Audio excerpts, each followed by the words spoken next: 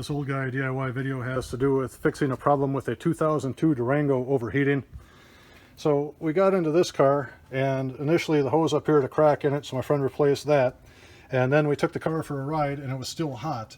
And it seems the way Dodge designed these things, this is a high spot which causes an air pocket, and since the water pump doesn't have enough ass to compress that air, you end up with air sitting here, so the engine is trying to use that same coolant over and over, and it ends up boiling it off.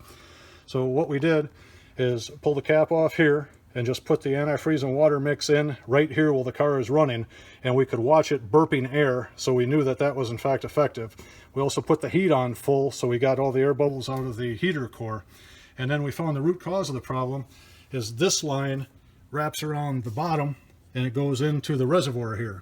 So when we opened his coolant reservoir, the coolant was there fresh and full and looked great, but I took this thing off, and although not approved by the government in Wuhan, I just blew on this thing like you're blowing on a straw, and I could not get a bubble in the reservoir. So we ended up putting a compressor to the end of this, and the compressor force actually blew the line off because the valve was plugged on the bottom.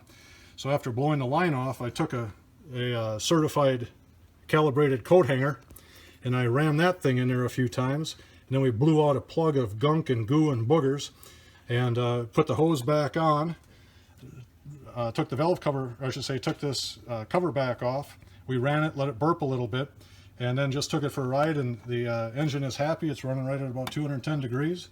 Everything is good.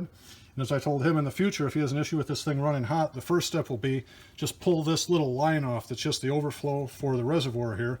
And when you pull the line off, if you just blow in it and you can hear or see bubbles here, you know the issue is not a plugged line or the end of the line where that little petcock is.